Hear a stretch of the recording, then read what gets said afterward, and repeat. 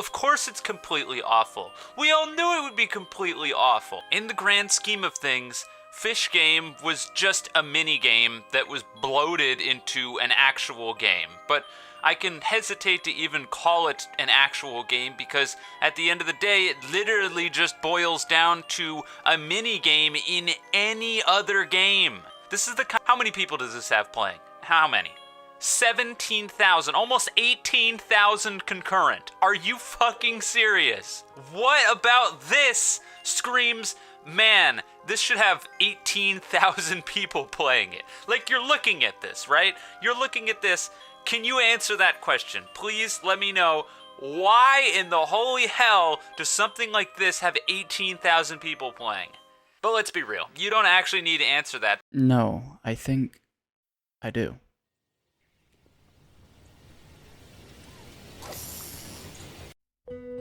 Do you like fishing? Yes or no? If no, then sounds good. Have a good day.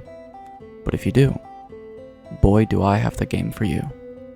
Fisch Game is a game made by wayyyy Nate, and is currently one of the largest games on Roblox with around 31,000 active players and over 8.5 million visits, which I think is quite the feat. This game was shown to me by my friend Morbid, bless his heart, because he more or less showed me the ropes of the game. We went fishing, went on his boat, explored the map, and definitely caught my handful of fish within the first few hours I played it. However, before I jump into the rest of the video, I want to give my first-hand experience of the game because I feel like that's the best and most genuine information I can give you about this game before I go into the other details. Because first and foremost, I want to sell you on why I think this game is different and worth your time. Now, this game doesn't just try to have the fishing minigame and have it as the standalone, but expand upon its limits. Most fishing games, what you'll find, there's a very simple minigame to show the action of, well, fishing. You'll cast your line, do some wading, chomp in, then reel, right? Maybe you get the fish, maybe you don't. You will end up doing this generally over and over and over and over. That doesn't change. And you've got to question yourself, okay, so why do I want to keep playing this game? Now, usually it ends there. It's just a small fragment of the game. Gives you a little wiggle room as to where to go, and even in exclusive fishing games, that's it. This one is different. It expands that minigame as far as it can go. You can go to multiple areas, vast islands. You can have multiple quests, multiple unlockables. Most that actually do have benefits and aren't just gotcha. Tons of different fish, multiple rods with actual interesting stats with buffs and debuffs. Think of TF2 weapon stats, very similar. And mind you, of course, it's a fishing game.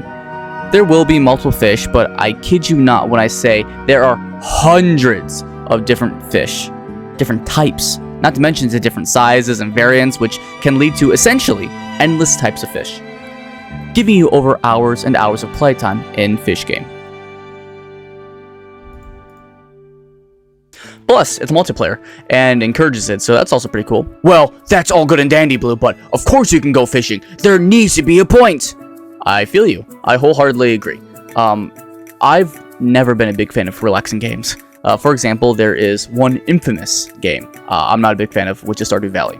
To me, the game is just too exhausting, and it feels like I have to force the narrative on myself to care. And it feels like the point provided to me starts to wane on me over time. However, objectively, the game is amazing, and I can understand that. For example, the soundtrack, which I find to be timeless. But here's the thing. Action games. Most of the time, the purpose is always in your face, because either you fight or you die. Straight up. Easy to understand purpose that generally always is at the forefront of your attention. However, how do you make a good relaxing game and yet make it feel like there is still some point behind it? That's a hard thing to do. And obviously a purpose in any game won't always click with everyone. However, in fishing game, it gives you that purpose and direction in the best way a fishing game can, really. You want to focus on fishing, still want to progress, yet want to have the atmosphere and calm during the whole endeavor. First, kind of a cop-out. However, the open world aspects to the game do give it a narrative by that alone. When you explore a large world, let us say Deep Ocean for example, just because there isn't something exactly written in your face or factual doesn't mean there isn't something the game is trying to say or convey. In Fisch Game, you start on an island. Doesn't really hold your hand too much, doesn't really teach you how to, but it does nudge you along. For example, the first quest is your intro to the game, which an NPC gives you a task which not only helps you to know how to, guess what, start fishing, but also has some lore elements too that aren't shoved down your throat and are subtle. I really appreciate that in a game. So the game leaves itself open-ended. If you want to go and explore and just fish, you can do so. However, if you want to take your time and truly get to know and understand the inhabitants of this world, you can do so. One of my favorite moments was actually, as I was exploring the island for the first time, there was a man by a tree. You can find him. He was just relaxing. But if you speak to him, he will tell you about the overfishing on the island and the history associated with the land and himself. Not only that, but he also hints about a mythic fish that is home to only that island. And sure, you could maybe find that fish without any of that dialogue, but it was really hidden away. And had I not known to actually try to look around, I'd probably never even know about it unless I found it because of a friend or some silly YouTube video. Cough, cough. That is a great purpose in a video game. When it knows what the purpose is that it should give in relation to the type of game, as well as making it feel consumable. I love that. Unlike, honestly, most games where it tries to cram its narrative down your throat like, come here,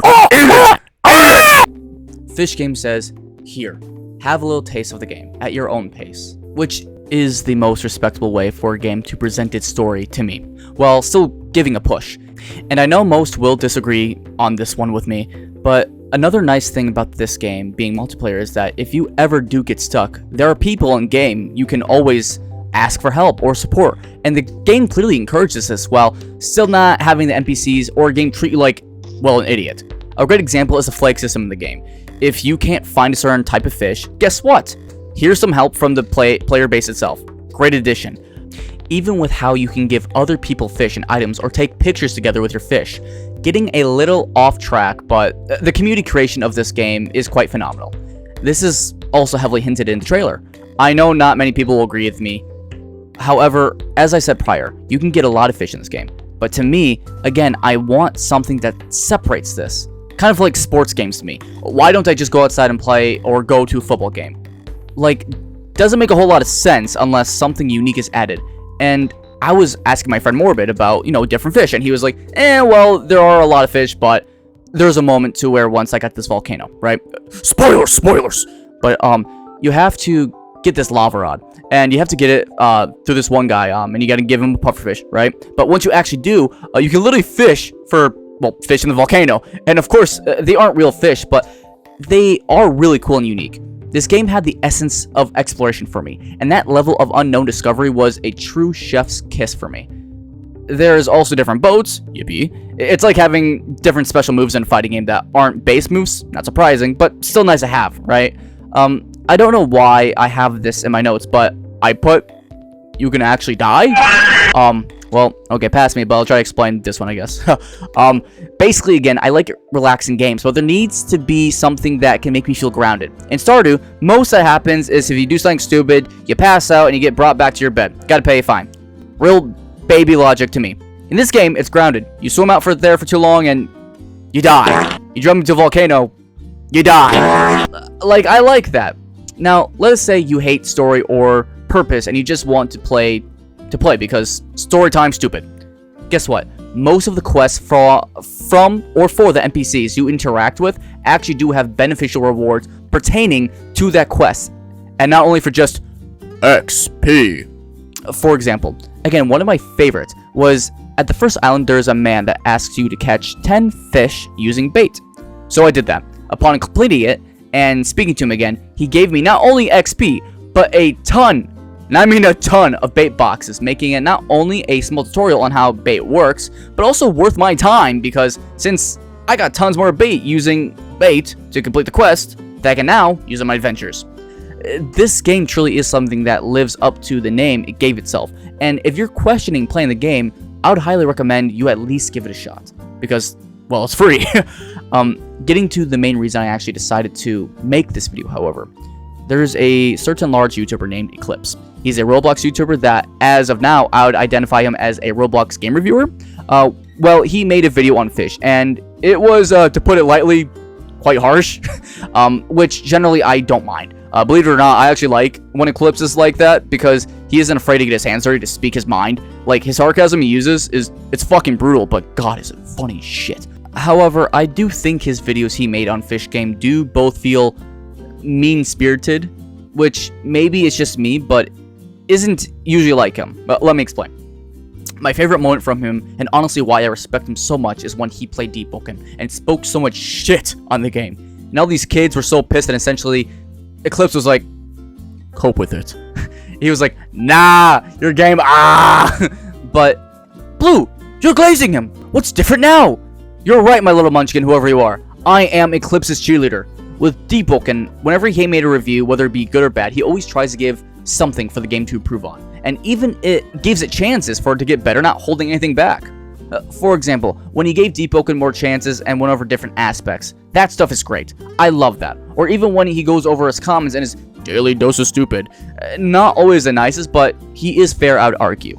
And that's why I respect him.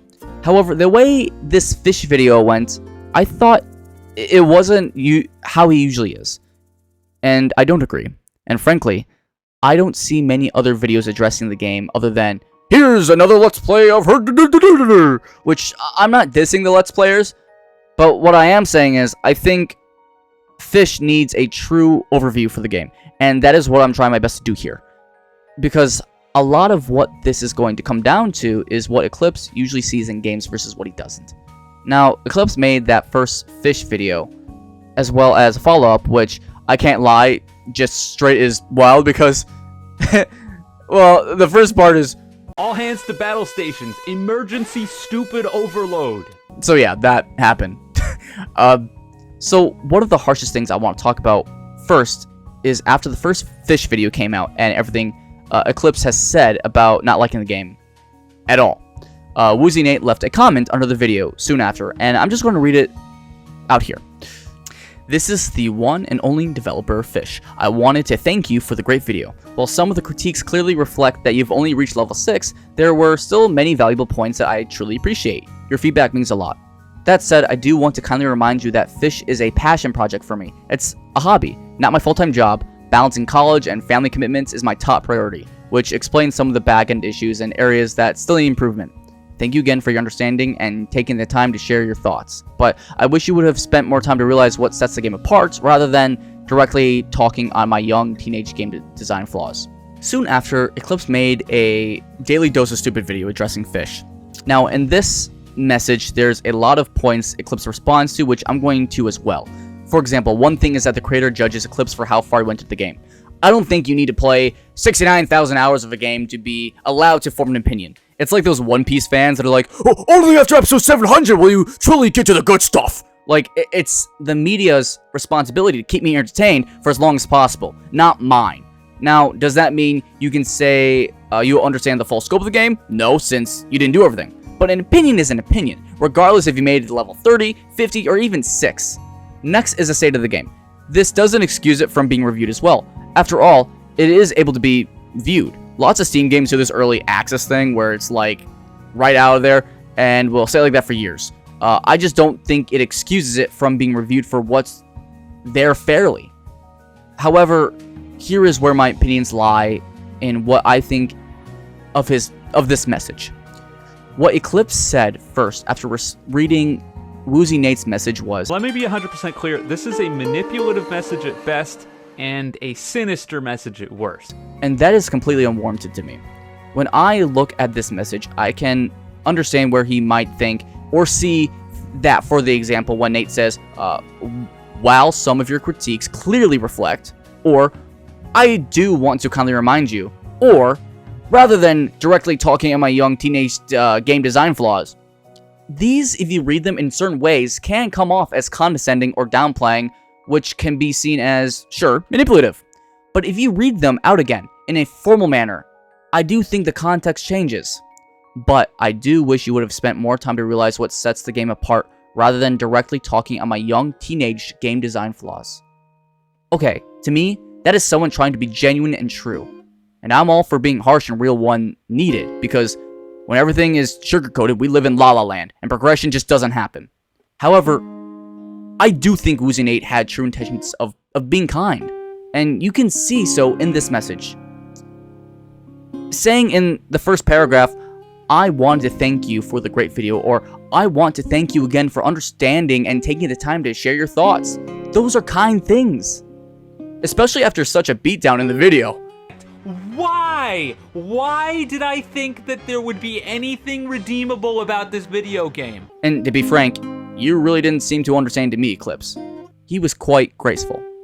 Now, you could see that he is just making excuses with his outside life and his age, but right after, you see him taking straight up responsibility for these things regardless.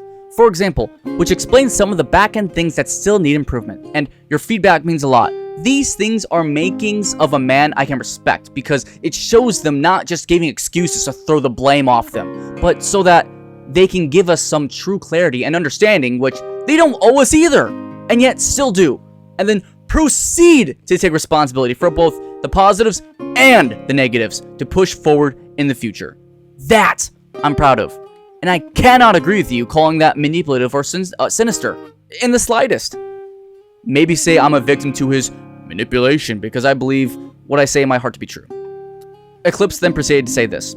This person is very obviously trying to put me into a no-win scenario. They're trying to simultaneously make it seem like they've taken the criticism that I gave them in stride, but also saying that the things that I said didn't have merit because I didn't play the game long enough. But he is trying to put me in a no-win scenario.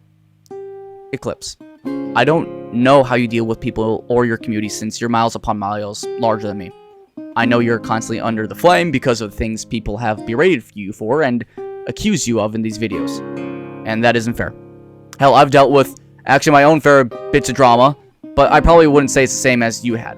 However, the difference is knowing someone's sense of character. And unless there is something off of these videos I haven't seen, I don't think you can really know Woozy Nate's character, Eclipse. So how is it fair for you to judge him in that manner, to assume he means the worst or is putting you in a no-win scenario? Maybe I am missing something, but I haven't seen that evidence that connects the dots except for that message. And to me, I think you should try to look for the best in people more, Eclipse. If they prove otherwise, then yeah, say so. But from what I can tell, they're just a young man trying to put their best to make a game and is learning along the way. And I'd hope you'd encourage them the same as I've seen you encourage other devs. Now, another thing I'd like to address was that Eclipse said the game wasn't polished, which it isn't, but the creator knows this. And the description of the game itself literally states, expects major bugs. So this isn't a shocker to anyone, but that would be a cop-out for me to just say that. And Eclipse, the way Eclipse made it sound, the game itself was almost broken and downright horrendous. So I'd like to explain an example of polish in this game that I loved, and I already kind of hinted at. The flags. The flags really are nice since they help you find out where fish are. However, for me, they can be really annoying at times when there are so many in your face. Kind of burn like my retinas, like that SpongeBob meme where it's like, my eyes, my eyes! Well, there's a setting part of the game, and you can toggle the flags on and off. So if you need help with discovering, bam, it's on. If you just want to fish and take in the scenery, bam, turn that puppy off. That's slick to me. Nothing crazy, but do you know how often in other games, and yes, not only Roblox, that there will not be a single setting option, but tons of pop-ups or things trying to make me purchase something I could give less of a shit about? You might think it's small, but it shows that the creator actually tried to think about these little things. A good definition of polish. Another thing me and Eclipse won't agree on is the boat thing. Not the way that it's structured because, yeah, that listing needs to be fixed, but the fact that it tells you to come back later instead of the exact level. I like that. The game showed you from the first quest it wouldn't hold your hand, but would still nudge you in the right direction. I like that. And it tells you, as you play, once you do reach that level, that you can buy a boat. So there's an indicator, it's just in this game style, something you subjectively don't like. You like having more precise information in your games, and that's okay. I just thought it was just fine. Going back to polish, you look at other Roblox fishing games and the pop-ups. Eclipse called this game a cash grab. I cannot disagree with him more. Here is a comparison between two fishing games on Roblox. Like, this is insane. Even a kid could say this isn't comparable. Hell nah. Well, Blue, Fisch Game still has things you can buy. Well, no shit. There's this weird taboo for some reason that people making money off of a game is a cash grab. I don't think so. As long as your core part of your game is there and not reliant on me constantly spending money to truly enjoy the experience, I don't think so. Fisch Game has game passes and that's about it. And all of them are fair, not overly priced in my opinion. Not always in my face. All useful. And the only one that isn't, in game at least, is the donation option. But other than that, I think Fisch is very humble in its attempt to make money. Unlike, again, other games. Fisch Game is a major improvement. Can't change my mind. For me, it's when your game is no longer about your game, but about its money. And this Fisch Game is a ballpark away from that. Eclipse said he won't accept garbage games, and that's a hill he's willing to die on. That's why I have so much respect for him. I mean, these kids will eat anything up. They will literally play anything. This will be my last nitpick, but sound design, for the most part, I love what this game did. I love who they got permission from to use for their official soundtrack. They really did do great, but I have to agree with Eclipse. Should he have probably changed his catch sound animation? Yeah, more or less, they just took it from Stardew. Do I think that discredits the rest of what he's done here, though? Absolutely not. No! Again, chance to get better. One of my last points, and my biggest one that I saved for the end here, that I have to address, the thing that caused me to put as much effort as I have into this video, is Eclipse telling Nate that this is not a passion project. And then you have the audacity to say it's a passion project? This mechanic that is the entire game that you directly copy and pasted from another game is your passion project. Are you fucking kidding me? Why is anybody falling for this? How did 739 people fall for this PR speak bullshit? Seriously, guys? Do better. That it is not its own thing. Okay, do I see where he came to that conclusion? Sure. I do not think that's fair. This sure is just a minigame, but I do not believe games have to be crazy, unique, big, or dynamic to be a good game. People used to play games on the Atari all the time, for hours and hours, and they're simple, they're basic, they're beyond basic, and yet I think those games are timeless. Well, Blue, they never stand up to this game! Well, maybe not to you, but there's nothing wrong with a simple game. For some people, they could be going out drinking with some buddies, playing cornhole, while Jimmy's inside playing Elden Ring, and they could both say that that is the best game to them. And neither would be wrong. Jimmy could be saying, man, Elden Ring's the best game ever. Well, Joe and Sally could be, saying, man, cornhole's pretty alright. I don't think it's wrong to say, in some regard, both could be right. Well, how can that be true? How can that be right? You guys probably already know what I'm going to be talking about. It's subjective. Always has been. But that's what's so beautiful about it. It's a subjective stand. And this is where we go down the rabbit hole. If I were to ask Eclipse what he thinks about, let's say, Power World, I'm sure you guys know as of this video where there is a lawsuit between Power World and Nintendo, but I would have to ask Eclipse, do you think that that is a different game? As in, can Power World stand alone? Does he think that game should be sued or not? Is it not fleshed out enough?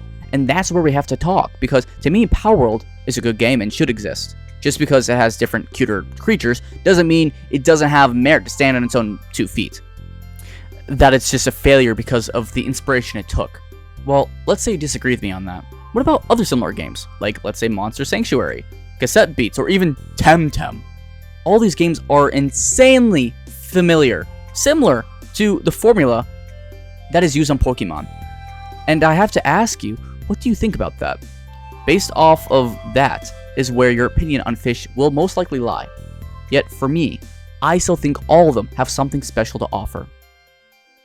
Let's go back to the wayyyy fish in Fisch Game that Eclipse said was straight stealing. Well, you cast, you shake, and if you fail the shake, you have to restart.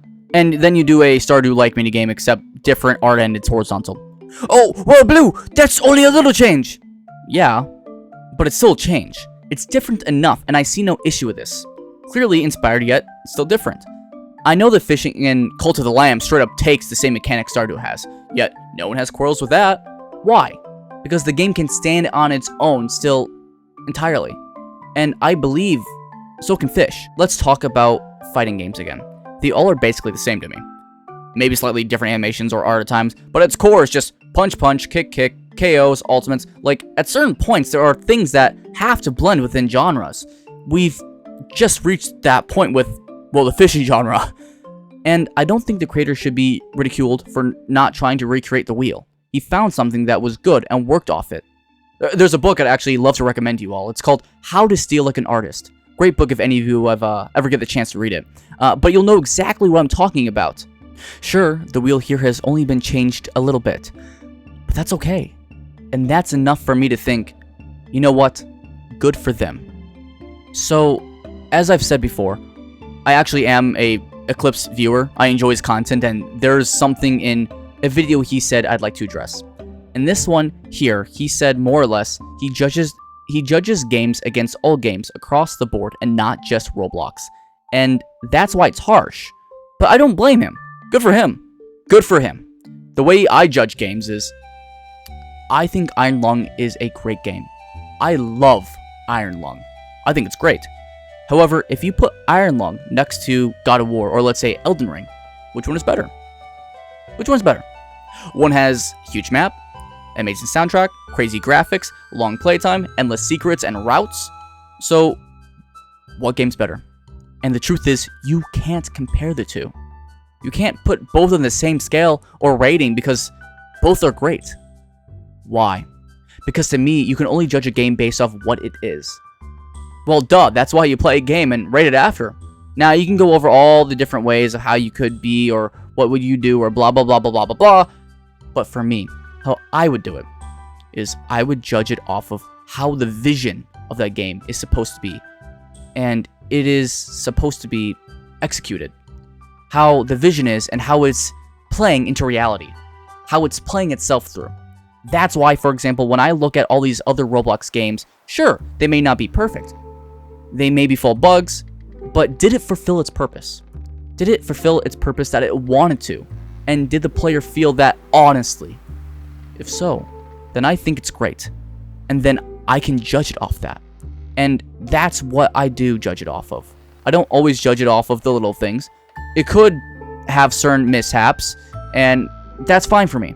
If it did its purpose, and that's what it stood for, and it came through that way, then that's what I'm going to judge it off of. And sure, you'll see me compare games sometimes. Hell, I'm human, and people love to compare. But if I could always, I'd try my best to judge a game based off the game's vision. And that's really how you find some of the best games too, where you're not thinking about the other ones, just thinking about the experience in it of itself. That's where you find some great stuff.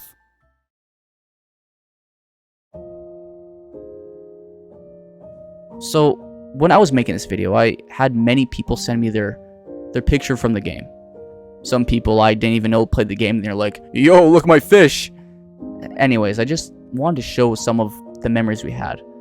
My own experience playing the game, because I do believe this game is fun. I do find it to be something special. I do find this game to be something that is good. Sure, is it anything crazy? No. But if you're okay with grabbing your pull and just sitting there, this won't be something crazy, revolutionary, where it changes everything. But instead, it will be the adventure you allow it to be. The adventure that you make it. And Fisch Game knows exactly what it is. It's in the name, but expands upon that to such an extent. But I can't help but smile and just feel at peace for just accepting what it is. For just being in the moment and fishing. That's all it is. It's simple, it's humble, and I think that's okay. All of my friends who have played this game with me, all my friends who've sat around and enjoyed this experience with me, I'm thankful. I'm thankful for all the little things we do together. You know, it's hard to find a game like this where, in my opinion, again, it doesn't recreate the wheel, but knows what it wants to do, and it does it well. And it does it to itself so well that you feel like you don't even have to think about the game. You're playing. And that's why I like Fisch Game, because you're not just thinking, oh, I have to do this. You're just playing Fisch Game. You're immersing yourself, and if you don't like fishing, that's totally fine. If you don't like what it has to offer, totally understandable, you have a great day. But do I think this is awful? Do I think this is a bad game? Do I believe it deserves that ridicule it has received. It's a game. It's not perfect. But for what it intends to be, for the vision that it puts forth, and for the experience that is trying to give players, that it's given my friends, and that it's given me, I think it's done that and more. I'm grateful for that. So if you want an adventure, how about you go fishing?